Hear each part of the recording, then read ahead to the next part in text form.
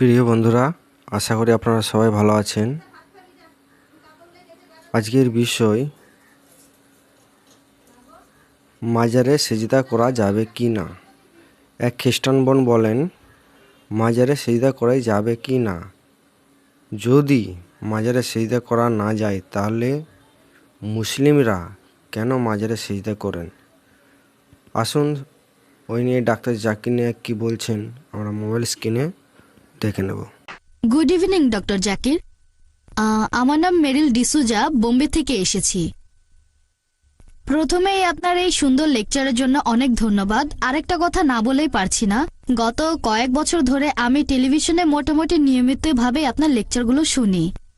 কলেজে ভর্তি হবার পরে আমি আপনার লেকচারগুলোর সাথে পরিচিত হই। আজকে আমি আপনাকে একটা প্রশ্ন করতে চাই। তার আগে আমি দুইটা বিষয়ে কথা বলবো।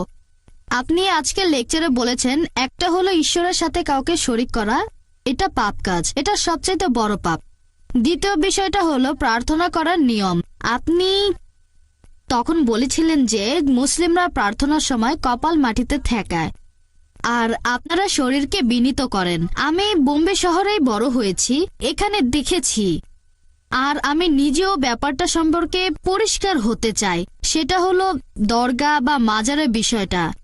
মুসলিমরা সেখানে যায়, এই ব্যাপারে আপনি কি বলবেন?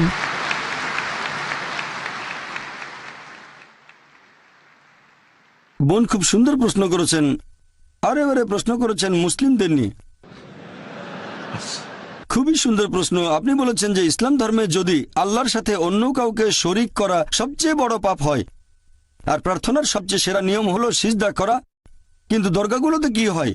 মানুষজন দরগায় যায়, সেখানে সিজদা করে, সেটা ঠিক না ভুল? এটাই ছিল আপনার প্রশ্ন। বোন, আমি আপনার সঙ্গে একমত।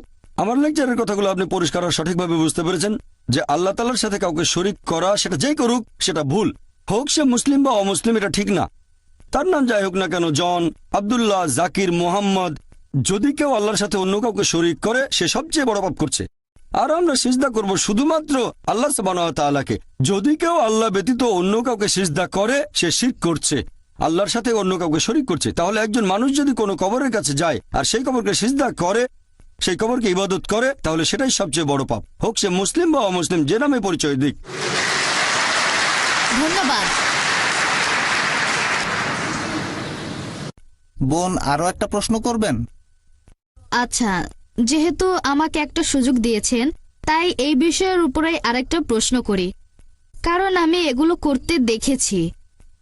আর আপনি বললেন যে কোনো মানুষ, হোক সে মুসলিম, খ্রিস্টান বা হিন্দু, যেই করুক এটা শিরক। এখন আপনার কাছে আমার প্রশ্ন যে, আমি যেমনটা দেখেছি এরকম প্রচুর আছে, আমরা সবাই তাদেরকে জানি মুসলিম হিসেবে, এরা দরগায় যায়। এখন এই ব্যাপারে আপনি কি বলবেন?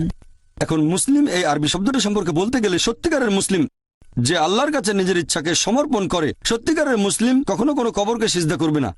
আমি বিষয়টা জানি, বলবো না যে ভুল বলেছেন, আপনি ঠিকই বলেছেন। মুসলিম নামে পরিচিত এরকম প্রচুর মানুষ আছে তথাকথিত মুসলিম যারা কবরকে সিজদা করে। এ ব্যাপারে আমার দৃষ্টিভঙ্গিটা হচ্ছে, আমার মতে তারা ভুল করছে, এটা শিরক, তাদেরকে বদলাতে হবে। আর আমার লেকচারেও আমি তাদের উদ্দেশ্যে বলেছি যে যদি আপনারা কোনো কবরে যান, আমাদের নবী বলেছেন তোমরা কবরের কাছে যেতে পারো, এতে আখিরাতের কথা মনে পড়বে যে একদিন আমিও মারা যাব। তাহলে কবরে গিয়ে সেই মৃত ব্যক্তির জন্য দোয়া করবেন, তার কাছে দোয়া চাইবেন না, তার জন্য দোয়া করতে পারেন আল্লাহ যেন তাকে জান্নাতুল ফেরদৌসে পাঠান, তার সব গুনাহ মাফ করে দেন ইত্যাদি। তবে তার কাছে দোয়া চাইবেন না, দোয়া করবেন শুধুমাত্র আল্লাহ সুবহানাহু ওয়া তাআলার কাছে। ইয়াকা নাবুদু ওয়া ইয়াকা নাস্তাইন, আমরা শুধু তোমার ইবাদত করি, তোমার সাহায্য চাই। আমার বিভিন্ন লেকচারে আমি সব মুসলিমদের উদ্দেশ্যে বলেছি যে এটা করা ঠিক না। একটা লেকচারে আমি বলেছিলাম যে আপনারা কোনো কবরকে ইবাদত বা সিজদা করবেন না, এটা ঠিক না, সবচেয়ে বড় পাপ। আর আলহামদুলিল্লাহ সুম্মা আলহামদুলিল্লাহ, আপনি বোম্বে থেকে এসেছেন, আমিও বোম্বেতে থাকি, এরকম হাজার হাজার তরুণ মাশাআল্লাহ আমার লেকচার শুনে কবরকে ইবাদত করা বাদ দিয়েছে, আলহামদুলিল্লাহ।